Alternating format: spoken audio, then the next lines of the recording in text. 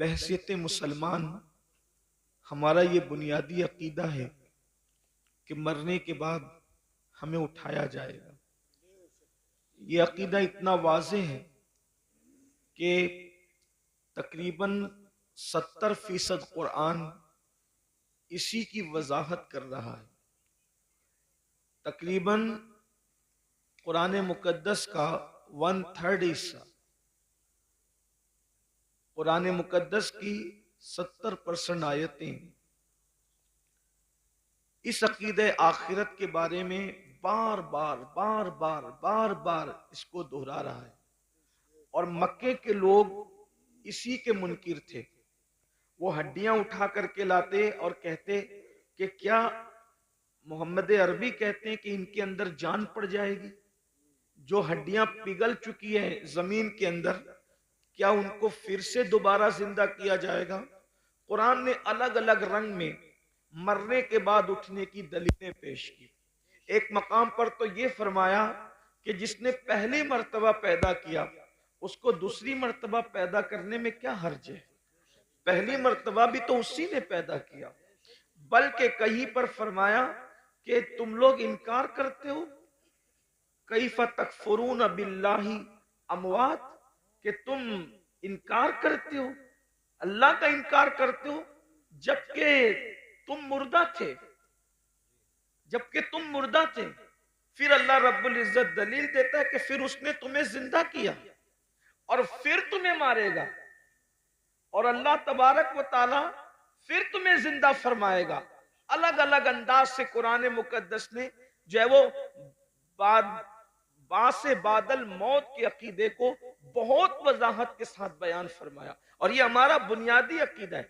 जैसे अल्लाह का इनकार करने वाला मुसलमान नहीं रह जाता, वैसे मरने के बाद उठाए जाने का इनकार करने वाला भी मुसलमान नहीं रह जाता। ये अकीदा आखिरत इतना जरूरी है, और कहीं ना कहीं इस अकीदे को हम अपने दिलो दिमाग के अंदर अमली तौर पर मध्यम कर रहे हैं या उसको भूलते जा रहे हैं। पूरी दुनिया के अंदर आप जायजा ले लें कि जितने भी जराइम हैं, जितने भी गुनाह हैं, सबका जो बुनियादी तौर पर उसकी वजह अगर नजर आएगी तो ये कि इंसान मरने के बाद उठाए जाने का जो बुनियादी अकीदा है उसको भूलता जा रहा है, उसको फरामोश करता जा रहा है। अगर दुनिया के अंदर बदकारी आम हो रही है तो कहीं ना कहीं सबसे बड़ी वजह यह है कि मरने के बाद उठना और उठने के बाद जवाब देना, उसका अकीदा कहीं ना कहीं दिलों के अंदर मध्यम पड़ता जा रहा है। इसलिए कि जब एक इंसान ये सोच ले, अल्लाह अकबर, सिर्फ एक छोटा सा बच्चा ये सोच ले कि मेरे इम्तिहान होने वाले हैं, तो बच्चा भी बुजुर्गों से मिलता है। वो बच्चा जिसका पूरा अकीदतों का महवर चॉकलेट है, जिसकी पूरी मोहब्बतों का महवर खिलौना है, लेकिन जब इम्तिहानात के दिलों में मिलता है तो अपने बुजुर्गों को कहता है दुआ करिए कि मैं पास हो जाऊं, दुआ करिए कि मुझे कामयाबी मिल जाए। मुझे बताएं, अगर इम्तिहान पर यकीन एक छोटे से बच्चे को हो जाए तो वो बच्चा भी उसकी फिक्र करने लगता है कि नतीजा क्या आएगा। मुसलमानों बताओ तो सही, अगर बच्चे को इम्तिहान का यकीन हो जाए और फेल होने और पास होने के फवायद और नुकसानात पता चल जाए तो वो बच्चा पूरी ताकत झोंक देता है कि मैं किसी तरह से इम्तिहान में कामयाब हो जाऊं। छोटे बच्चे इम्तिहान के दिनों में खेलना कूदना छोड़ देते हैं, रातों को स्टडी करने लगते हैं, रात जगना शुरू कर देते हैं। अल्लाह अकबर, क्या हम अपने बच्चों से भी गैर गुजरे हो गए? उन्हें इम्तिहान के ख्याल ने खेलने से बाज रखा है, उन्हें इम्तिहान के ख्याल ने कूदने से बाज रखा है, उन्हें इम्तिहान के ख्याल ने सोने से बाज रखा है। मुसलमानों, अपना भी तो एक इम्तिहान होने वाला है, और इम्तिहान लेने वाला एग्जामिनर कौन है? वो अल्लाह रब्बुल इज्जत है। और वो खुद फरमाता है अया सबुल इंसान का सुदा, क्या इंसान ये तसव्वुर करता है कि उससे हिसाब नहीं लिया जाएगा, नहीं नहीं, बल्कि इंसान तुझसे हिसाब लिया जाएगा। अल्लाह अकबर। अंदाजा फरमाए, और हिसाब कौन लेगा? अल्लाह तबारक व तआला, दुनिया का एग्जामिनर। अल्लाह अकबर। रिश्वत ले करके इंसान को छोड़ सकता है। दुनिया का एग्जामिनर दबाव में आकर के कुछ नंबरात बढ़ा सकता है, लेकिन वो एग्जामिनर तो ऐसा है, अल्लाह अकबर, उसकी शान बेनियाजी का अंदाजा करो। अब जरा तवज्जो फरमाना, उसकी शान बेनियाजी का अंदाजा करो। वो कैसा इम्तिहान लेने वाला है, वो कैसा सवाल पूछने वाला है, वो कैसा हिसाब लेने वाला है। अल्लाह अकबर। कि अगर मासूम शजरे ममनुआ को हाथ में ले ले, तो वो उस मासूम से अपनी गैरत की बुनियाद पर उसके कपड़े भी वापस ले लेता है, उसको जन्नत से भी निकाल देता है। और अल्लाह अकबर, फिर वो मासूम 200 साल तक के दुआएं करता है, पुकारता है। तो शान बेनियाजी का आलम यह है कि उसको 200 साल तक जवाब भी नहीं दिया जाता। अल्लाह अल्लाह। अहले सुन्नत के एतबार से हमारा अकीदा यह है कि अल्लाह आदम से नाराज न हुआ था। हजरत आदम ने कोई खता भी नहीं की थी, हजरत आदम ने कोई गुनाह भी नहीं किया था, बल्कि आदम से तो लग्जिश पैगंबराना वाक़ई हुई थी, लग्जिश मासूमियत वाक़ई हुई थी। उसके बावजूद भी उस पहले इंसान को जन्नत से निकालकर कपड़े वापस लेकर, जरा यहां पर मैं आप सबकी तवज्जो चाहता हूं, इब्ने अब्बास से लेकर मुफ्ती अहमद यार खान नईमी तक आप किसी की भी तफसीर उठा करके पढ़ लें। हजरत आदम को सिर्फ जन्नत से बाहर नहीं किया गया, बल्कि जन्नत का लिबास भी वापस ले लिया गया। थोड़ी देर जरा तवज्जो करें, जिसको मस्जिद मलाइका बनाया जाता है, जिसको अपने हाथों से तख्लीक किया जाता है, जिसकी तख्लीक अपने हाथों से की जाती है, जब गैरत पर आते हैं और शान बेनियाजी का इजहार करते हैं, तो कपड़े तक वापस ले लेते हैं, ताकि आगाह हो जाओ, हमारे रहीम और करीम होने पर धोखा मत खाना। हमारी गैरत का भी अंदाजा कर लो। जब मासूम मस्जिद मलाइका बनाने के बाद जन्नत से बाहर जा रहे हैं, और सिर्फ जन्नत ही से नहीं जा रहे हैं, बल्कि कपड़े भी वापस लिए जा रहे हैं, तो बताओ तुम्हारी हैसियत क्या है, तुम्हारा क्या अंजाम होगा, तुम कहां रहोगे? और फिर कोई खता भी नहीं है, कोई गुनाह भी नहीं है, लग्जिश पैगंबराना है, उस पर जब गैरत का इजहार ये है। अब मुझे बताओ मेरे भाइयों, जो लोग जिना करते हैं और जिना के बाद वो इस खुशफहमी में मुब्तला है कि नहीं मौलाना अल्लाह करीम है, अल्लाह रहीम है, वो हमें जन्नत ही में दाखिल फरमाएगा। कोई लड़कों के साथ बदकारियां करते हैं और फिर ये तसव्वुर करते हैं कि मौलाना अल्लाह तो बख्शने वाला है, वो रहीम और करीम है। जो लोग सूद के धंधे करके हराम लुक्मा अपने पेट में डालते हैं, फिर भी उनका ख्याल ये है कि अल्लाह रहीम और करीम है, वो हमें बख्श देगा। तो वो ये लोग ये सब चीजें नहीं देखते क्या कि अल्लाह रब्बुल इज्जत ने पहला इंसान जो तमाम नबियों का बाबा है, जो तमाम वलियों का बाबा है, जो तमाम सहाबा का बाबा है, यानी सारे इंसानों के जो बाप हैं, उनके साथ इजहार गैरत करके हमें मुतनब्बे फरमाया, हमें तंबीह फरमाई कि हमारी शान बेनियाजी का अंदाजा करो। वही अल्लाह हमसे हिसाब लेगा, रब तबारक व तआला हिसाब लेगा।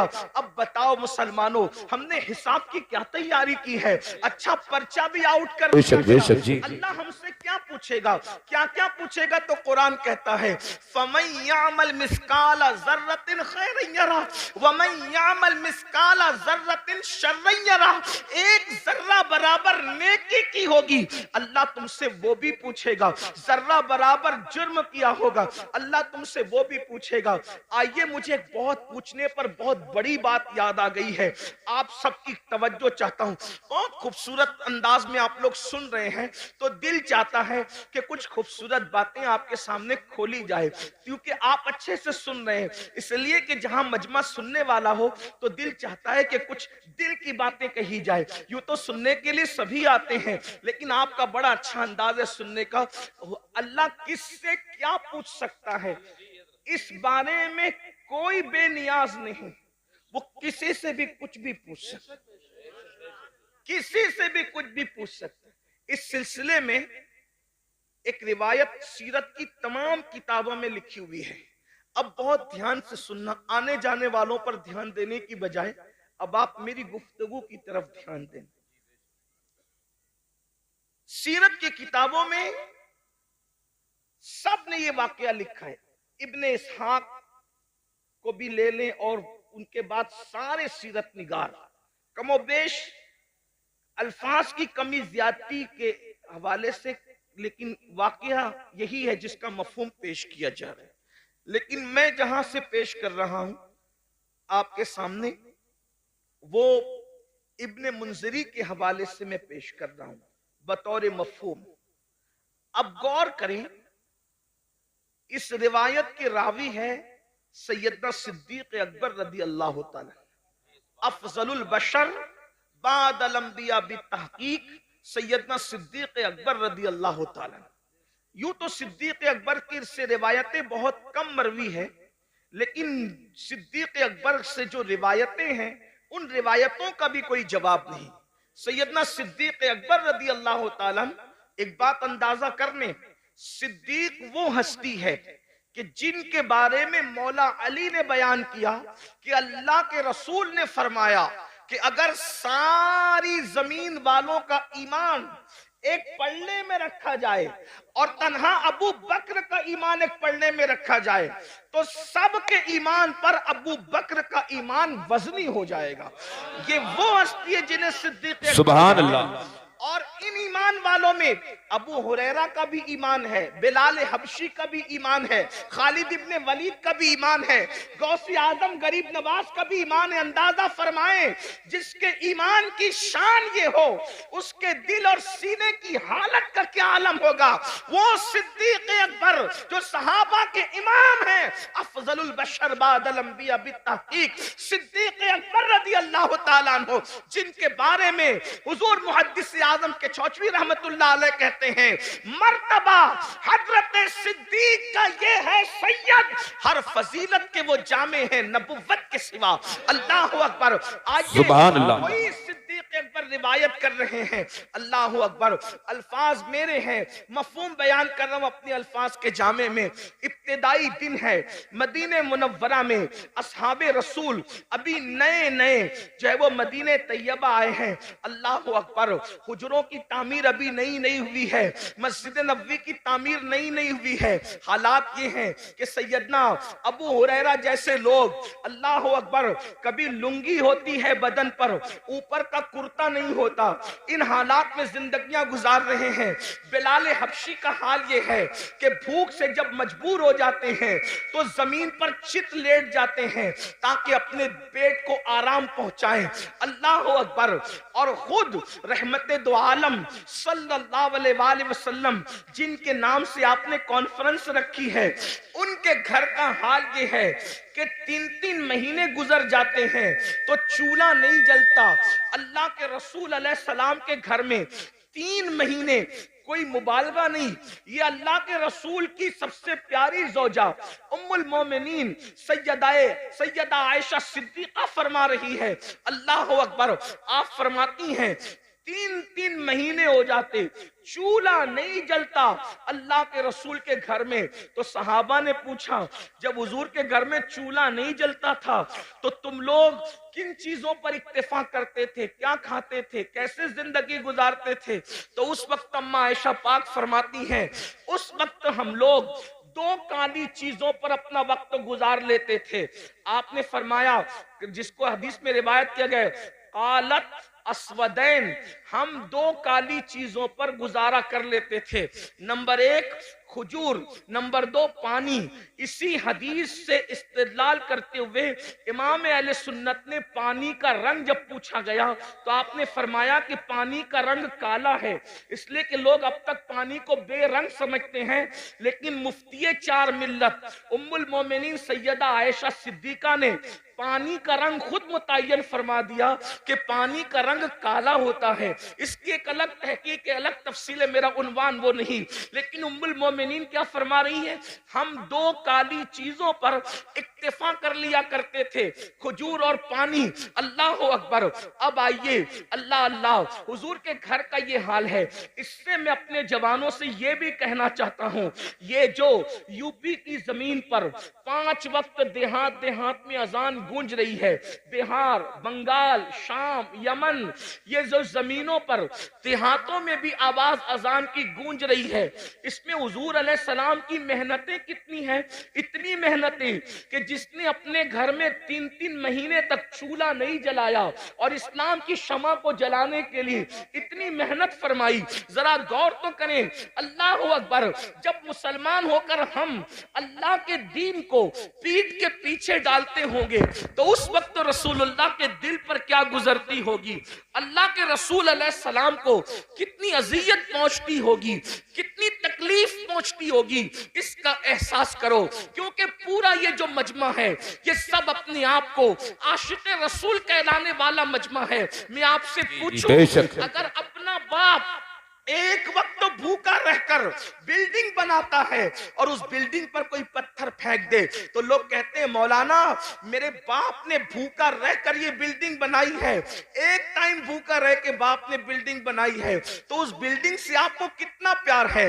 ये जो इस्लाम की इमारत तुम्हें नजर आ रही है, ये जो कुरान की इमारत तुम्हें नजर आ रही है, ये जो दीन की इमारत तुम्हें नजर आ रही है, ये जो नमाज, रोजा, हज, ज़कात की ये खूबसूरत इमारत तुम्हें नजर आ रही है, इसमें रसूलुल्लाह ने 3-3 महीने तक घर में चूल्हा नहीं जलाया। 3 महीना किसको कहते हैं? अल्लाह अकबर। अगर वाकई इश्क रसूल सीनों में जिंदा है तो थोड़ी देर के लिए तसव्वुर करो, हम तो 3 टाइम पेट भर के खाते हैं और मौज मस्ती करते हैं, जराइम करते हैं, गुनाह करते हैं। सोचो, जिसने अल्लाह के दीन की शमा को जब जलाने के लिए घर के चूल्हे बुझा दिए, उस रसूल के दिल पे क्या गुजरती होगी जब हुजूर का कोई उम्मती गुनाह करता होगा। आज मुसलमान कितनी सादगी से कहता है मौलाना हम लुट रहे हैं, हम पिट रहे हैं, हम तबाह हो रहे हैं, हम बर्बाद हो रहे हैं। मैं एक वजह बयान करूं, जो कौम कब्र अनवर में अपना नबी का दिल दुखाए वो कौम लुटेगी नहीं तो कौन लुटेगा, वो कौम पिटेगी नहीं तो कौन पिटेगा, वो कौम तबाह ना होगी तो कौन तबाह होगा, वो कौम बर्बाद ना होगी तो कौन बर्बाद होगा। लोग कहते हैं काश हजरत सुलेमान अलैहिस्सलाम की दुनिया में हुकूमत होती तो आज क्या दिन होते। मैं आपसे कहूं, अगर फिरौन की हुकूमत ना भी होती और हजरत सुलेमान की हुकूमत आज होती तो आपको बताऊं आपके साथ वही कुछ किया जाता जिसके आप मुस्तहिक है। क्यों? अल्लाह को यह कब गवारा है कि उसके महबूब का दिल एक दिन में हजारों बार तुम छलनी करो और अल्लाह तुम पर रहमतों की बरसात बरसाए, रहमतों की बरखा बरसाए। मुसलमानों याद रखना, दुनिया में जो होता है अल्लाह की मर्जी के बगैर नहीं होता। आज हमारे घरों से धुआं न उठता अगर हम हुजूर का दिल न दुखाते। माँ का जो दिल दुखाए, मरते वक्त उसकी जबान पे कलमा नहीं आता। माँ का जो दिल दुखाए वो दुनिया में जलील होता है। जब माँ का दिल दुखाने वाले का अंजाम ये है तो रसूलुल्लाह का दिल जो कब्र अनवर में दुखाते हैं, अपने आप में डूब कर सोचो एक दिन में कितनी मर्तबा मेरे नबी का दिल दुखाते हो।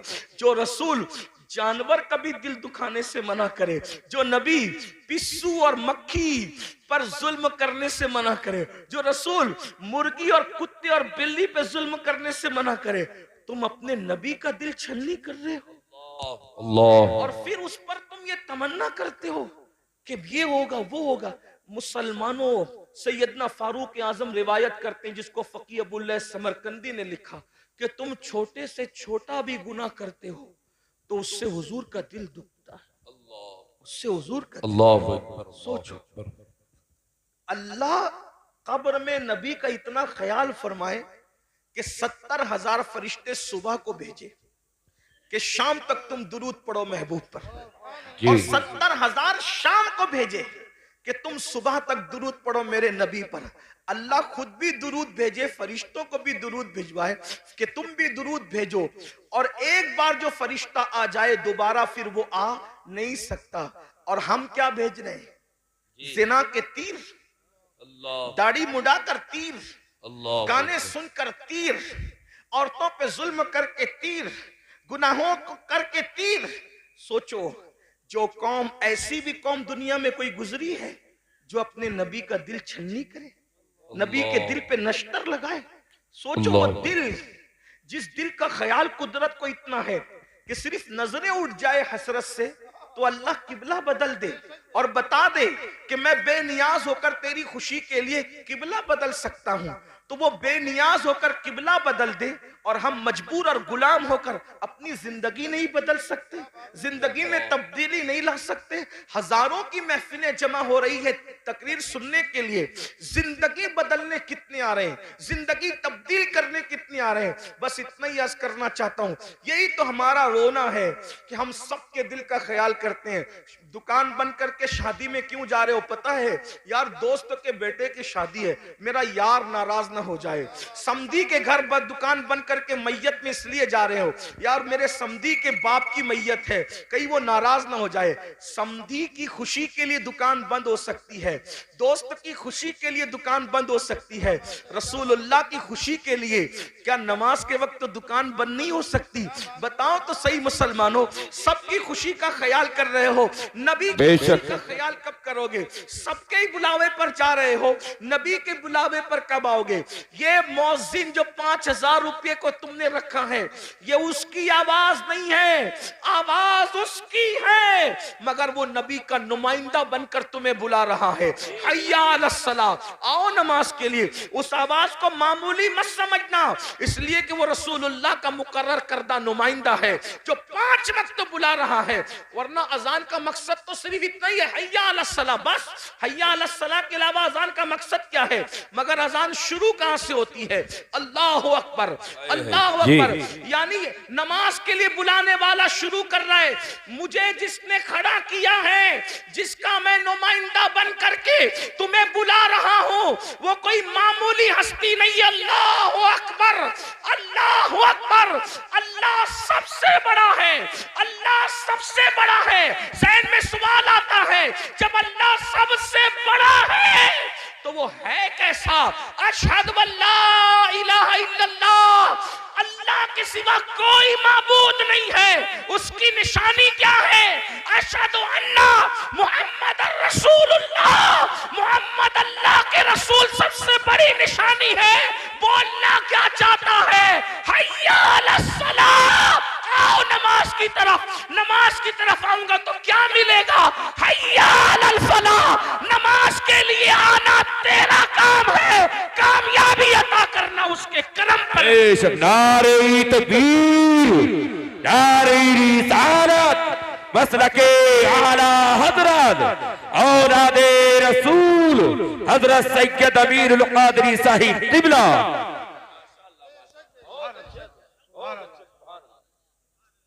फलाह अरबी लुगत में इतना जामे लफ्ज है कि हर कामयाबी को यह समेट लेता है। जिसमें हर कामयाबी आ जाए उसी को फलाह कहते हैं। फलाह से बढ़ जामे कामयाबी के लिए कोई लफ्ज नहीं है। और अजान में मुकर्रर है, हय्या अलल फलाह। दौलत की कामयाबी चाहिए, नमाज की तरफ आओ। औलाद चाहिए, नमाज की तरफ आओ। इज्जत चाहिए, नमाज की तरफ आओ। बुलंदी चाहिए, नमाज की तरफ आओ। हुकूमत चाहिए, नमाज की तरफ आओ। तिजारत चाहिए, नमाज की तरफ आओ। उम्र में बरकत चाहिए, नमाज की तरफ आओ। हत्ता के याद रखना, बड़े से बड़ा लीडर जमीन पर चमचे पालकर बाजारी इज्जत तो हासिल कर सकता है, मगर कब्र में इज्जत हासिल करना किसी के बस का नहीं है। मगर नमाज वो अजीम सरमाया है जिसको पढ़ने के बाद आदमी कब्र में भी इज्जतदार हो जाता है। शर्त यह कि सीने में इश्क रसूल हो। मेरे इमाम कहते हैं, नकीरैन करते हैं ताजीम मेरी, नकीरैन करते हैं ताजीम मेरी, फिदा हो के तुझ पे ये इज्जत मिली है। बेशक जी। नमाज पढ़ोगे तो कब्र में फरिश्ते भी इज्जत से पेश। आपसे आप कहते हो ट्रेन में टीसी इज्जत से पेश नहीं आता। मैंने कहा नमाज पढ़ा होता तो ऐसा नहीं होता। हुजूर से वफा की होती यार। कब्र में जब फरिश्ते इज्जत से पेश आ सकते हैं तो ट्रेन के टीसी की क्या हैसियत है? जो नबी से वफादारी फरिश्तों के दरमियान मुअज़्ज़ज़ बना दे, वो पुलिस के दरमियान मुअज़्ज़ज़ क्यों ना बनाएगी, वो मालदारों के दरमियान मुअज़्ज़ज़ क्यों ना बनाए। आप देखो बहुत सारे उलमा आपके दरमियान आते हैं, उनकी माशी हालत उतनी मजबूत नहीं होती जितनी तुम्हारी होती है, फिर भी तुम हाथ बांध के क्यों खड़े रहते हो उनके सामने। खुदा ने करोड़पतियों को एक आलिम के सामने हाथ बांध के क्यों खड़ा करवा दिया। अल्लाह बता रहा है, देख ले मेरे वफादार पर इनाम है। यहां मालदारों को हाथ बंधवा दिया है और कब्र में नकीरैन इज्जत करते नजर। नबी से वफा तो करके देखो, सबके लिए वफा, हुजूर के लिए वफा नहीं। बात दूर निकली, अर्ज कर रहा था इब्तिदाई दौर है इस्लाम का, मदीने मुनव्वरा में सिद्दीक अकबर रावी है। सिद्दीक अकबर कहते हैं मुझे इतनी भूख लगी थी कि मेरे घर में कुछ नहीं था। सिद्दीक अकबर कहते और कई दिन हो गए थे, तकरीबन कमोबेश 3 दिन।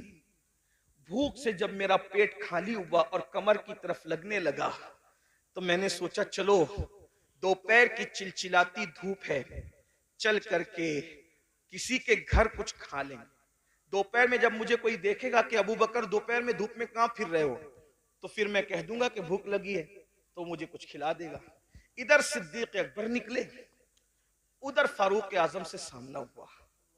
फारूक आजम और सिद्दीक दोनों ने एक दूसरे को सलाम किया और फारूक आजम ने पूछा अबू बकर मेरे भाई, इस धूप में, चिलचिलाती धूप में क्यों निकले हो? इतनी धूप में तो तुम निकलते भी नहीं हो, क्यों निकले हो? सिद्दीक अकबर ने कहा उमर मुझे भूख लगी है, 3 दिन का भूखा हूं, घर में कुछ नहीं है, इसलिए वो भूख मुझे घर से बाहर लाई है। लेकिन मेरे भाई उमर तुम भी तो इस धूप में बाहर निकलते नहीं, तुम क्यों निकले हो? कहा मेरे भाई जो तुम्हारा हाल है वही मेरे घर का भी हाल है। 3 दिन से मैंने भी कुछ नहीं खाया, सोचा दोपहर का वक्त है, कोई मुझे देख लेगा, पूछेगा कि इस धूप में क्यों फिर रहे हो, तो कहूंगा भूख लगी है तो कुछ खा करके भूख को मिटा दूंगा।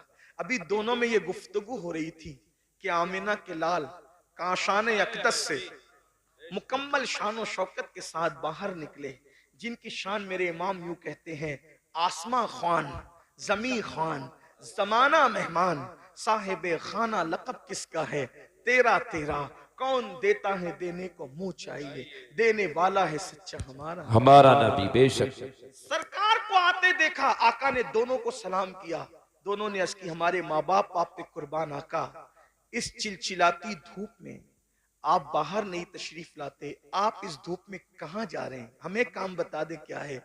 आका ने फरमाया अबू बकर उमर पहले ये बताओ तुम दोनों यहाँ क्या कर रहे हो। आका अलैहिस्सलाम ने कुछ कहने के बजाय फरमाया तुम दोनों क्या कर रहे हो। दोनों ने नजरें झुका के कहा कासिम नेमत से या रसूल अल्लाह 3 दिन से भूखे हैं, घर में कुछ मिला नहीं, बाहर आ गए, भूख बाहर लाई है कि हम कुछ खा ले किसी के यहाँ जाके, लेकिन आका आप क्यों बाहर आए। सरकार ने फरमाया तुम्हारे घर में 3 दिन से चूल्हा नहीं जला, लेकिन इस वक्त मेरे घर में महीना भर हो गया, महीने भर से मेरे घर में चूल्हा नहीं जला है, मुझे भी भूख की शिद्दत ने बेताब किया, मैंने सोचा किसी के घर जाकर उसको नवाजा जाए और उसके घर जाके कुछ खाया जाए। सहाबा रोने लगे। यहाँ आगे बढ़ने से पहले एक जुमला कहता हूं, सहाबा पर कुछ कमेंट करने से पहले ये कुर्बानियां भी सोच लिया कर कि क्या कुर्बानियां थी। आज दूसरों के देखा देखी अगर सुन्नी कहलाने वाले भी असहाब की तौहीन करें तो कितनी दुख की बात है।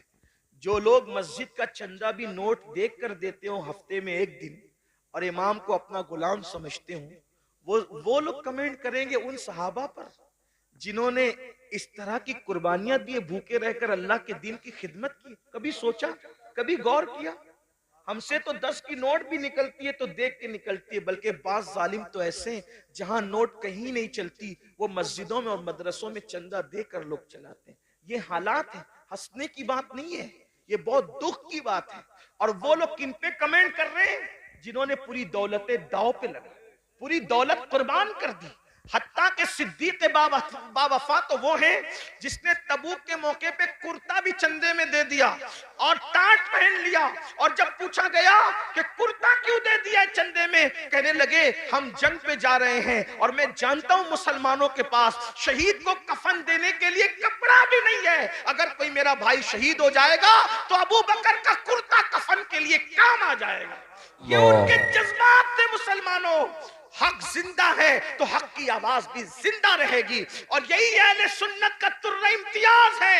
हम जहां अहले बैत के बेदाम गुलाम हैं, वहीं पर हम सहाबा के भी बेदाम गुलाम हैं। और कुदरत ने हमें दो हाथ इसलिए अता किए हैं कि एक हाथ में असहाब का दामन है और एक हाथ में अहलुल बैत का दामन है, इसीलिए हमारा बेड़ा पार है। हमारे इमाम कहते हैं अहले सुन्नत का है बेड़ा पार, असहाबे हुजूर नज्म है और नाव है इतरत रसूलुल्लाह की। बेशक बेशक बेशक, सुभान अल्लाह सुभान अल्लाह। फारूक को आका ने फरमाया महीने भर से मेरे घर में चूल्हा नहीं जला, और जब निकले वहां से दोनों यार को लेकर एक सहाबी के बाग में पहुंचे, उसी बाग में उनका घर था।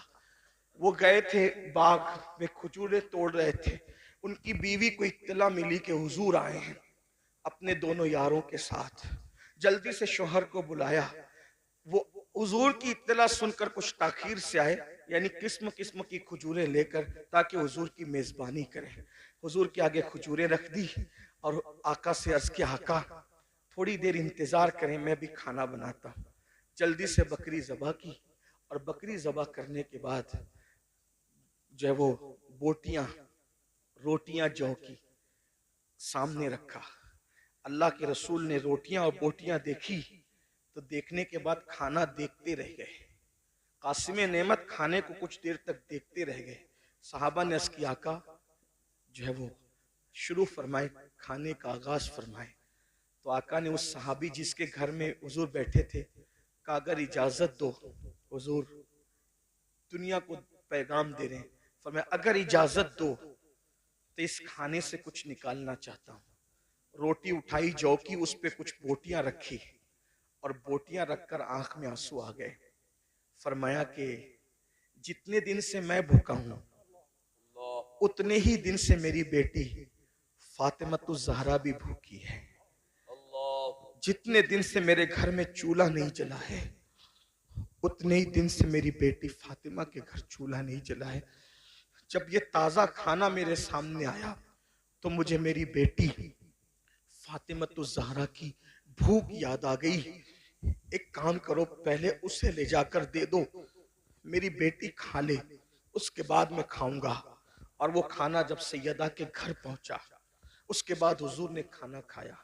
इतना पूरा वाकया इतना लंबा चौड़ा बयान करने के लिए एक ही वजह थी कि एक जुमला बयान करना था।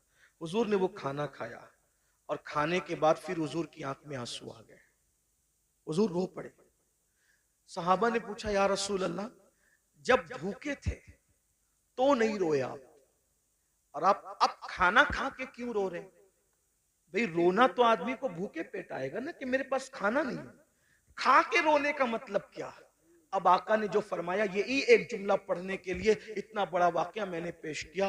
गौर से सुनना, आका इरशाद फरमाते हैं अल्लाह ने कितना लजीज खाना हमें खिलाया ना, बकरी का गोश्त और जौ की रोटी। सैयदुत ताम है, ये खानों का सरदार है। कितना लजीज खाना अल्लाह ने हमें खिलाया। अब मैं इस पे रो रहा हूं। अगर क़यामत के दिन अल्लाह मुझसे इस खाने के बारे में सवाल करेगा तो मैं अल्लाह को क्या जवाब दूं? कौन कह रहा है? एक महीने तक जिसके घर में चूल्हा नहीं जला, जो वजह तखलीक कायनात है, जो नबियों का सरदार है, जिसके लिए नेमतें पैदा की गई, जिसके लिए दुनिया बनाई गई, जिसके लिए किबला बदल दिया गया, जिसके इशारे अब्रों पे चांद टुकड़े कर दिया गया, जिसके इशारे से सूरज पलटा दिया गया, उस रसूल को उम्मत को तालीम देते हुए ये एहसास है कि मैंने एक दिन आज एक महीना चूल्हा बंद रखने के बाद आज बकरी का गोश्त और रोटी खाया है। अगर अल्लाह मुझे इसके बारे में पूछेगा मैं क्या जवाब? हालांकि हुजूर अलैहिस्सलाम से कोई सवाल नहीं होना, वो तो शाफ़ई यौमुन नुशूर है, उन्हीं के इशारों पर लोग बख्शे जाएंगे। मेरे इमाम कहते हैं एक मैं क्या, मेरे इस या की हकीकत कितनी, मुझसे 100 लाख तो काफी है, इशारा तेरा बेशक से पत्ता सा उड़ा जाता है, पन्ना हल्का सही भारी है, भरोसा तेरा बेशक। जिंदाबाद जिंदाबाद। रसूल अलैहिस्सलाम को ये एहसास तालीम उम्मत के लिए बेचैन कर रहा है। अल्लाह मुझसे पूछेगा तो मैं क्या जवाब दूंगा? बताओ मेरे भाइयों, एक दिन में 2-2 मरतबा कपड़े बदलते हो, 3-3 मरतबा पेट भर के खाते, मैं मना नहीं कर रहा हूँ, खाने के लिए मना नहीं कर रहा हूँ, कपड़े पहनने के लिए भी मना नहीं कर रहा हूँ, लेकिन इतना जरूर कहना चाहता हूँ, जिस खाने के रंग में डूबकर रज़्ज़ाक़ को भूल गए हो, जिन कपड़ों के गुरूर में अल्लाह को भूल गए हो, वो हमसे पूछेगा और वो हमसे सवाल करेगा। कभी सोचा एक हफ्ते का हिसाब अगर अपना पीर ले ले तो हम हफ्ते भर का हिसाब पीर को नहीं दे सकते। जब अल्लाह पूरी जिंदगी का हिसाब हमसे लेगा तो अल्लाह को क्या जवाब देंगे? जो कुछ कर रहे हो फरिश्ते लिख रहे हैं, जो कुछ बोल रहे हो फरिश्ते लिख रहे हैं, और ये सारा नामे अमाल जमा हो रहा है, और ये सारा नामे अमाल क़यामत के दिन हमारे हाथ में दिया जाएगा और अल्लाह फरमाएगा इक़रा किताबक, पढ़ अपना नामे अमाल। जो लोग रातों को जिना की फिल्में देखते हैं, थोड़ी देर के लिए वो तसव्वुर करें कि अल्लाह का सामना होगा जैसा कि उसकी शान है। ये पढ़ सकोगे कि मैंने फला तारीख को फला रात 3 घंटे तक जिना की फिल्म देखी थी खुदा के सामने। वो तो आमने सामने से पाक है, लेकिन सिर्फ उसकी जैसी शान है, खुदा का सामना है। ये पढ़ सकोगे कि मैंने लड़कों के साथ बदफेलियां की थी? सोचो, तवज्जो करो। हदीस पाक तो यह है, लड़कों के साथ बदफेली करने वाला कहीं भी मरे। अल्लाह ने कुछ फरिश्ते ऐसे पैदा किए जिनकी चोंच है परिंदों की तरह, कहीं भी मरता है उसको उठाते हैं और उठाकर वहां ले जाकर फेंक देते हैं जहां कौमे लूत पर अजाब आया था। ये गंदी फिल्में यही तरफ आपको ले जा रही है, गंदी फिल्में आपको यही गंदगी की तरफ ले जा रही है। आपको एहसास नहीं है, आप तो सोचो रात है, कौन देख रहा है, अकेला हूं, कौन देख रहा है? अल्लाह इरशाद फरमाता है, हुआ माकुम ऐनमा कुंतुम, तू जहां कहीं है अल्लाह तेरे साथ है। और कितना साथ है? तो कहता है नहनु अक़रबु इलैहि मिन हब्लिल वरीद, अल्लाह तेरी शेरक से ज्यादा करीब है। और एक मकाम पे फरमाता है इन्नल्लाह काना अलैकुम रकीबा, अल्लाह तुम पर कड़ी निगरानी फरमा रहा है। मुसलमानों जरा सोचो, हलाल गिज़ा सैयदुल आलमीन वजह तकली के कायनात खा ले तो रोए, इसके बारे में मैं अल्लाह को जवाब क्या दूंगा? हम तो गुनाह कर रहे हैं और हमें एहसास ही नहीं। अल्लाह को हिसाब भी देना है, अल्लाह को जवाब भी देना है। इमाम अहले सुन्नत आला हजरत जैसी शख्सियत कहती है, करीम अपने करम का सदका लई में बेकद्र को न शर्मा, तू और रजा से हिसाब लेना, रजा भी कोई हिसाब में है। अंदाजा तो फरमाए मुसलमानों, हम अपने आप को धोखा दे रहे हैं, हम अपने आप को तबाह कर रहे हैं, हम अपने आप को बर्बाद कर रहे हैं। आइए गुफ्तगू को समेटते हुए, दस्तारबंदी भी होनी है, मैं जल्द अपनी गुफ्तगू समेटूंगा। कौन कौन लोग हैं, कौन कौन लोग हैं, कौन लोग हैं जो हिसाब को याद करके रोते रहे, हिसाब को याद करके रोते? सैयदुत ताइफा जुनैद बगदादी फरमाते हैं कि जो मकाम जिब्रील अलैहिस्सलाम को फरिश्तों में हासिल है, वो मकाम वलियों में हजरत बायजीद बुस्तामी को हासिल है। सुल्तानुल आरिफीन बायजीद अल बुस्तामी, आपको पेशाब होता था खून का पेशाब होता था हजरत बायजीद बुस्तामी को। मुरीदीन को पता चल गया कि बायजीद को खून का पेशाब हो रहा है। हमदर्दी की हजरत, आप जल्दी से किसी अच्छे हकीम से इलाज करवा लें क्योंकि आपको खून का पेशाब हो रहा है। फरमाया मेरा इलाज किसी हकीम के पास नहीं है। कहा क्यों? कहा कि ये जो खून का पेशाब होता है वो बीमारी से नहीं होता। बचपने में मुझसे एक गलती और गुनाह हो गया था, जब मुझे याद आता है कि अल्लाह उस गलती के बारे में मुझसे पूछेगा तो मैं अल्लाह को जवाब क्या दूंगा बचपने की उस गलती का। तो उस जवाब देने के तसव्वुर से मेरा जिगर अल्लाह के खौफ से पिघलने लगता है और पिघल पिघल कर पेशाब के रास्ते से बहता है। तो तुमको लगता है कि खून का पेशाब हो रहा है, खून का पेशाब नहीं हो रहा है, यौमे हिसाब के खौफ से मेरा जिगर पिघल पिघल करके बह रहा है। आपसे पूछना चाहता हूं मेरे भाइयों, आखिर इतने जराइम करके इतने बेखौफ क्यों हो? आखिरत भूल गए, आखिरत का तसव्वुर भूल गए। हजरत सैयदना मारूफ अल करकी वो बुजुर्ग हैं कि गौसे पाक फरमाते हैं, सबसे ज्यादा अगर मुझे किसी मजार से फैज मिला है तो वो सैयदना मारूफ करकी का मजार है। गौसे पाक जिसके मजार पे जाकर चिल्ला करे वो मारूफ करकी कैसे बुजुर्ग होंगे? गौस पाक कहते हैं अगर कोई हाजत पेश आए तो मारूफ करकी के वसीले से जो दुआ की जाती है अल्लाह ताला उस दुआ को कबूल फरमाता है। ये मारूफ करकी है। फरमाते हैं 40 साल हो गए मैंने आसमान की तरफ कभी नजर नहीं उठाई। 40 साल से। लोगों ने पूछा क्यों? तो फरमाया एक गुनाह हो गया था। जब वो गुनाह याद आता है तो सोचता हूं कि अल्लाह को जवाब क्या दूंगा, उसी शर्म से मैं 40 साल से आसमान की तरफ नहीं देख रहा हूं। अब मारूफ करके जिसके वसीले से गौस पाक दुआ करते हैं उनका गुनाह क्या था वो भी सुन ले ताकि आप गलत फहमी का शिकार न रहे। फरमाते लोगों ने पूछा हजरत वो गुनाह क्या हो गया था आपसे? कोई तो गुनाह। भाई हम आज गुनाह की बात करें तो लोग अपने पे कयास करते हैं ना कि मैंने जो जो किया उसमें से कुछ हुआ होगा, तो जरा वो गुनाह भी सुन ले कि वो गुनाह क्या था। फरमाते मैं कपड़े का व्यापारी हूं, कपड़े बेचता हूं। मार्केट में मेरी दुकान थी। एक दिन मार्केट में आग लग गई, रात को आग लगी, सुबह को मैं पहुंचा तो मेरे पड़ोसियों का सबका माल जल गया था। मेरी दुकान सही सलामत थी। खुशी में मैंने कहा अल्हम्दुलिल्लाह। बस इसी गुनाह पर मैं परेशान हूं। अपनी दुकान बचने पर मैंने खुशी में अल्लाह का शुक्र अदा किया। इसी गुनाह पर मैं 40 साल से आसमान की तरफ कहा हजरत ये भी कोई गुनाह है? फरमाया क्या तुझे नहीं पता मोमिन जो अपने लिए पसंद करता है वही अपने मोमिन भाई के लिए पसंद करता है। तो दूसरे की दुकान जलने का मुझे दुख क्यों नहीं हुआ? सुभान अल्लाह। दूसरे की दुकान जलने का मुझे दुख क्यों नहीं हुआ? अपनी दुकान बचने की खुशी क्यों हो गई? मैं सोचता हूं कि अगर अल्लाह इसके बारे में मुझसे पूछेगा तो मैं अल्लाह को क्या जवाब दूं? आखिरी बात सुन ले एंड पर, चूंकि ये मदरसे का जलसा, दस्तार बंदी का जलसा। आलिम की तारीफ क्या है? आलिम कौन? वो आलिम जिसको देखकर रसूलुल्लाह को देखने का फैज मिलता है, जिससे मुसाफा करके हुजूर को देखने से हुजूर से मुसाफा करने का फैज मिलता है, जिनके चेहरे को देखना इबादत, जिनके लिए चूंटियां बिलों में दुआ करती है, जिनके लिए मछलियां दरियाओं में दुआ करती है। ये कौन आलिम लोग हैं? किसी बड़े से बड़े मदरसे से पढ़ लें, आलिम नहीं बनता। कब तक? कुरान कहता है इन्नमा यख्शल्लाह मिन इबादिहिल उलमा। अल्लाह के बंदों में अल्लाह से डरने वाले उलमा हैं।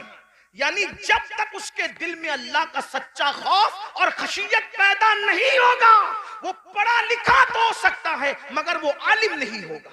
आलिम होने के लिए दिल में अल्लाह का खौफ होना जरूरी, और जो जितना बड़ा आलिम होगा वो उतना ज्यादा अल्लाह से डरने वाला होगा, उसके दिल में उतना अल्लाह का खौफ होगा। अब आइए वो जो मेरे नौनिहाल आज दस्तारबंदी पाएंगे उनको भी एक पैगाम और आपको भी। अपने जमाने के वो बड़े आलिम जिनको दुनिया इमामुल अइम्मा, सिराजुल उम्मा, काशिफुल गुम्मा, नुअमान बिन साबित यानी इमाम आजम अबू हनीफा के नाम से हम जानते हैं।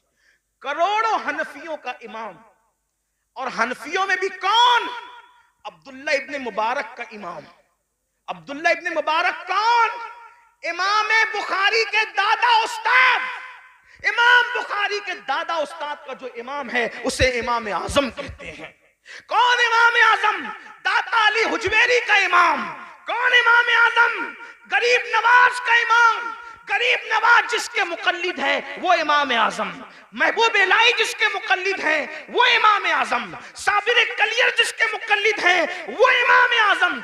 ये शान है मेरे इमाम आजम की। इमाम आजम के बारे में आया कि जब वो कुरान पूरा करते थे तो निदा आती थी, हमने कबूल किया, तुझे बख्श दिया, तेरे मानने वालों को भी बख्श दिया। ये इमाम आजम अबू हनीफा, एक मर्तबा आपने नमाज पढ़ाई, इमाम आजम ने नमाज पढ़ाई और नमाज में आपने सूरह जिलजाल की तिलावत की। इज़ा ज़ुलज़िलतिल अर्दु ज़िलज़ालहा व अख़रजतिल अर्दु अथक़ालहा व क़ालल इंसानु मा लहा यौमइज़िन तुहद्दिसु अख़बारहा बिअन्न रब्बका औहा लहा।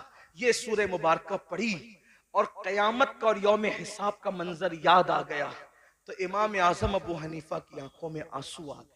और जब इस पर पहुंचे, फमन यअमल मिस्काल ज़र्रतिन खैरन यरह व मन यअमल मिस्काल ज़र्रतिन शर्रन यरह।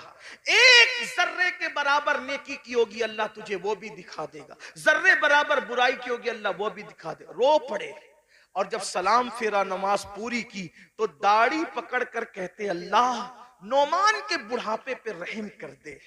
तू नोमान से क्या पूछेगा और नोमान तुझे क्या जवाब दे।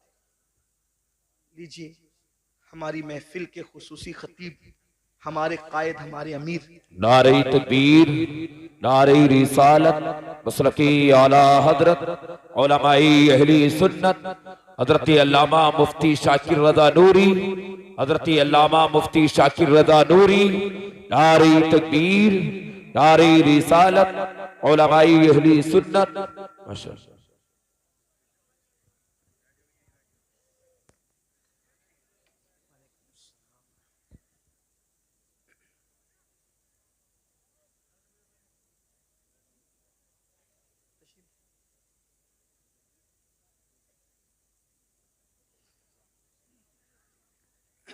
बैठ जाएं दुरूद शरीफ पढ़ने।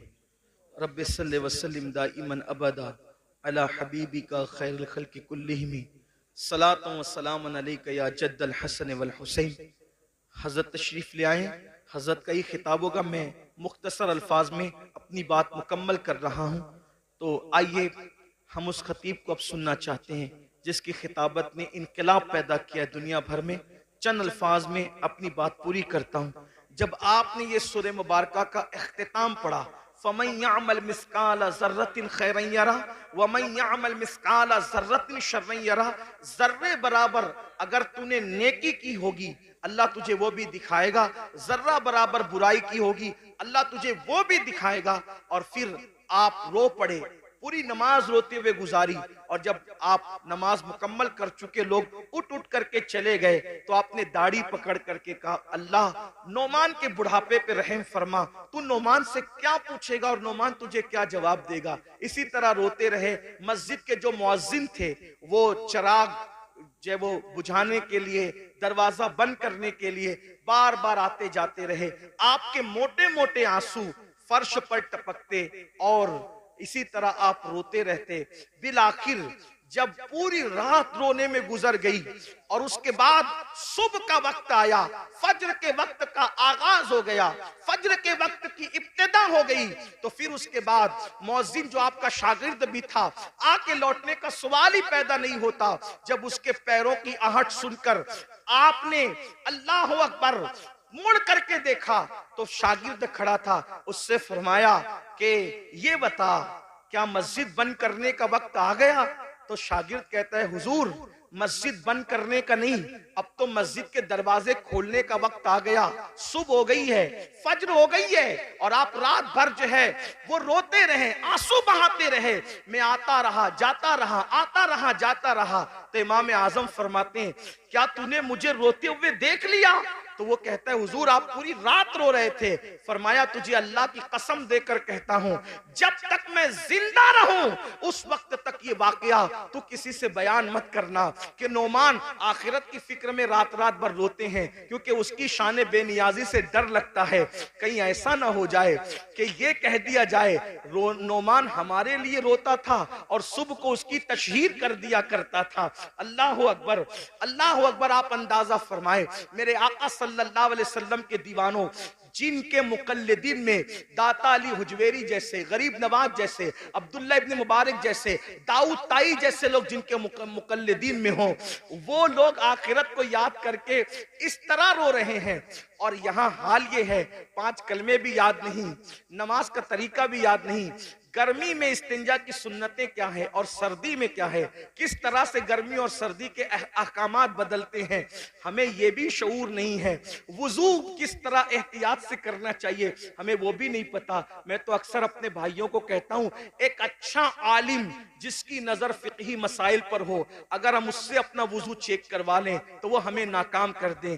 जब आलिम के सामने हम अपना वुजू साबित नहीं कर सकते तो आलिमुल गैब के सामने हम आखिर कौन सा अमल साबित कर सकेंगे और हमारी हैसियत क्या होगी। अंदाजा तो फरमाए मेरे आका अलैहिस्सलाम के दीवानों, हालात ये हैं और हमारी कैफियत ये है कि हम जन्नत में न जाएंगे तो कौन जाएगा। हुजूर ताजुश शरिया अलैहिर्रहमान ने शायद हमारे लिए इसीलिए ये शेर कहा था कि मैं गुनाहगार हूं और बड़े मर्तबे की ख्वाहिश, मैं गुनाहगार हूं और बड़े मर्तबे की ख्वाहिश, मेरी तौबा ए खुदाया मेरे नफ्स की बदी है।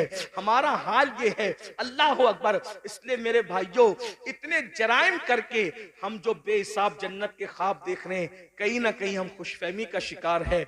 और याद रखना, जिसके पास जितना इल्म आएगा उसके पास अल्लाह की उतनी खशियत आएगी, उतना खौफ आएगा। हम आखिरत को, हिसाब के दिन को भूल गए। कुरान कहता है, अयहसबुल इंसानु अन युत्रका सुदा, क्या तुम ये तसव्वुर करते हो तुमसे हिसाब नहीं लिया जाएगा? सबसे हिसाब लिया, जिससे चाहेंगे हिसाब लेंगे। और याद रखना, हमारे गुनाह तो बहुत दूर की बात है, अगर वो हमारे गुनाहों की बजाय हमारी नेकियों का भी हिसाब ले ले तो हम नेकियों के बारे में भी जवाब नहीं दे सकते। अल्लाह पाक सबसे पहले मुझे और आप सबको अमल की तौफीक अता फरमाए।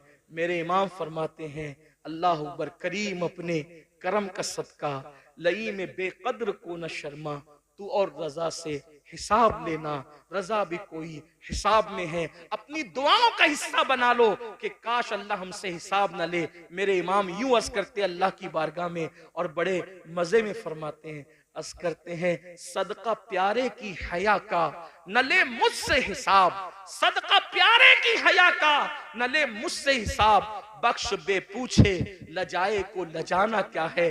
और डॉक्टर इकबाल ने कहा था, मौला अगर मेरा हिसाब लेना तेरी शान करीमी के मुताबिक नागुजीर हो जाए तो तुझसे अर्ज ये है कि महबूब की निगाहों से छुपा कर हिसाब लेना, ताकि तेरे महबूब को उनकी हया की वजह से गैरत ना आ जाए। ये आशिकों का हाल है और हम जो कुछ किए जा रहे हैं, अल्लाह हमारे हाल पे रहम करे, हमें बेहिसाब बख्श दे। अल्लाह हम सब की बेहिसाब मगफिरत फरमाए, हमारे माँ बाप की मगफिरत फरमाए और हमें अल्लाह रसूल की सच्ची वफादारी अता फरमाए। गुफ्तगू के दरमियान कोई गलती हो तो अल्लाह पाक माफ कर दे।